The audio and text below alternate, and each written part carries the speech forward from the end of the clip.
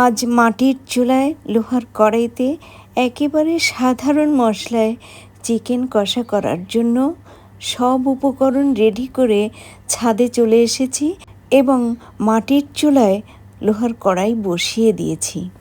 মাটির চুলায় লোহার কড়াইতে চিকেন কষা করার জন্য প্রথমে চুলায় আগুন ধরিয়ে দিয়ে কড়াই গরম করে নেব।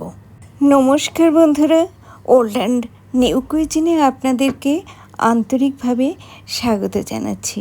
বন্ধুরা, সত্যি কথা বলতে আমার জীবনে কখনো মাটির চুলায় লোহার কড়াইতে চিকেন কষা করার সৌভাগ্য হয়নি।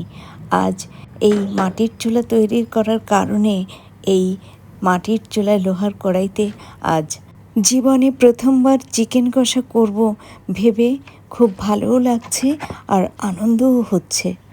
যদিও আকাশ এখন মেঘাচ্ছন্ন, কিন্তু বৃষ্টি হওয়ার সম্ভাবনা নেই।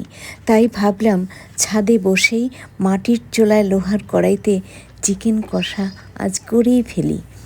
যদিও চুলা ধরাতে সমস্যা হচ্ছে, তাতে কি, মনের মধ্যে কেমন যেন একটা বনভোজন আনন্দ অনুভব হচ্ছে। কড়াই গরম করে নিয়ে সর্ষের তেল দিয়ে দিচ্ছি। তেল গরম হয়ে গেছে।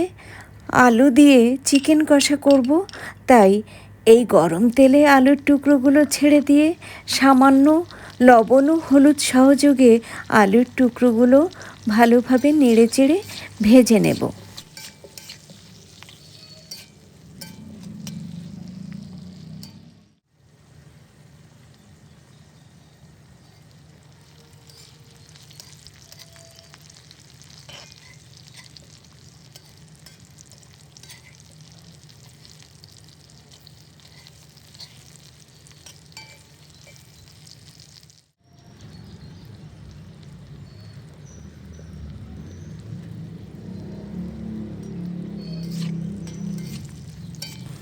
আলুর টুকরোগুলো চিকেন কষার উপযোগী করে ভেজে নিয়ে এবার কড়াই থেকে অন্য একটি পাত্রে তুলে নিচ্ছি।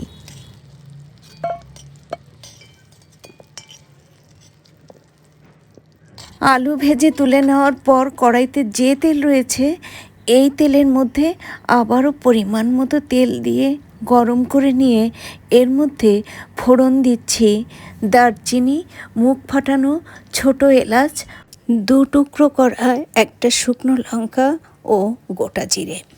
গরম তেলে ফোড়ন নেড়েচেড়ে ভাজতে ভাজতে যখন সুন্দর সুগন্ধ বেরোবে, তখন এর মধ্যে পেঁয়াজ কুচি দিয়ে ভালোভাবে নেড়েচেড়ে ভেজে নরম করে নিয়ে এর মধ্যে দিয়ে দেব আদা রসুনের পেস্ট।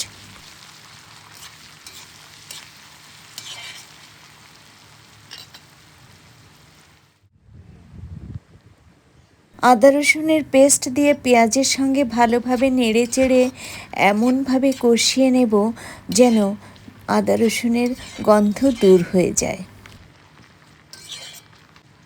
পেঁয়াজের সঙ্গে আদা রসুনের পেস্ট ভালোভাবে কষিয়ে আদা রসুনের গন্ধ দূর করে নিয়ে এর মধ্যে একে একে ধুয়ে জল ঝরিয়ে রাখা চিকেন, পরিমাণ মতো হলুদ গুঁড়ো, লঙ্কা গুঁড়ো, জিরে গুঁড়ো, ধনে গুঁড়ো, স্বাদ অনুসারে লবণ ও টমেটো কুচি দিয়ে ভালোভাবে নেড়েচেড়ে ঢেকে কষিয়ে নেব।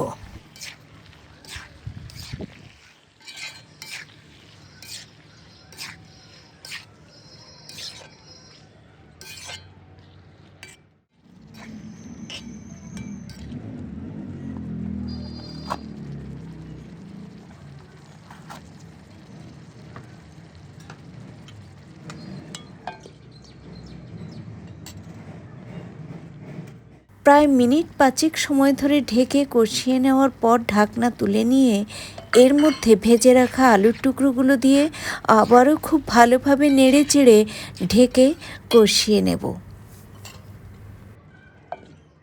আবারও একবার ঢাকনা তুলে নিয়ে চিকেন আলু খুব ভালোভাবে নেড়েচেড়ে দিয়ে তারপর আবারও ঢেকে দিচ্ছি।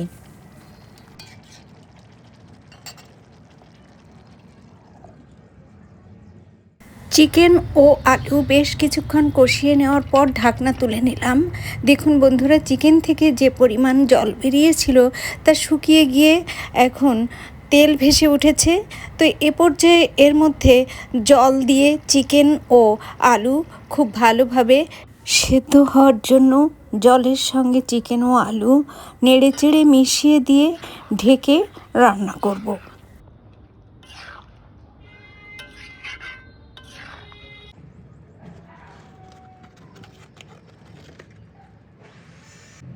বন্ধুরা, মেঘলা আকাশ দেখেই ছাদে রান্না করতে এসেছিলাম রোদ্দুরের ভয়ে।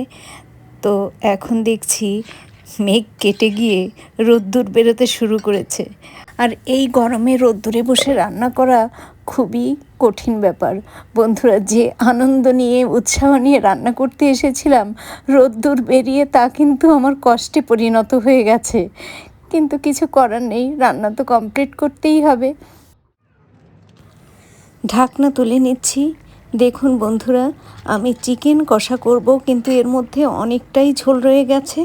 কিন্তু যেহেতু এই চিকেনের মধ্যে আলু ব্যবহার করেছি, তাই এই চিকেন রান্না যখন ঠান্ডা হবে তখন অনেকটাই ঝোল কমে যাবে। এবং এ পর্যায়ে এই চিকেনের মধ্যে শাহি গরম মশলা দিয়ে ভালোভাবে নেড়েচেড়ে মিশিয়ে দিয়ে ঢেকে রাখবো এই চুলার ওপর প্রায় 10 মিনিটের মতো।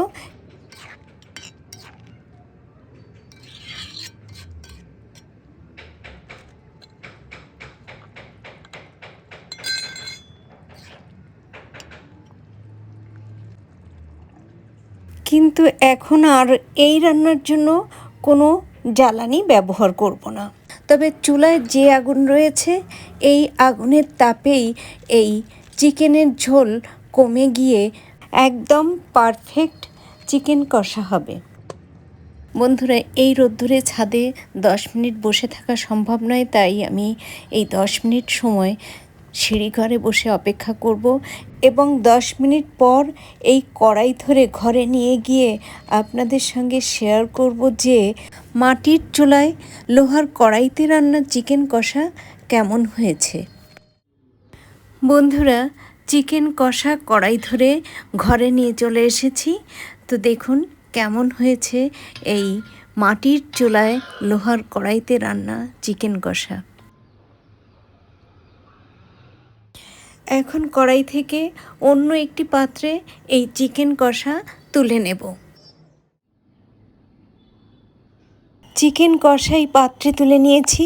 বন্ধুরা, মাটির চুলায় লোহার কড়াইতে একদম সাধারণ মশলায় রান্না এই চিকেন কষা এত চমৎকার স্বাদের হয়েছিল যে ভাত, রুটি, লুচি, paratha, lachha paratha, pulao, basanti pulao, fried rice, lemon rice, এই সব কিছুর সঙ্গে খেতে খুব খুব ভালো লাগবে।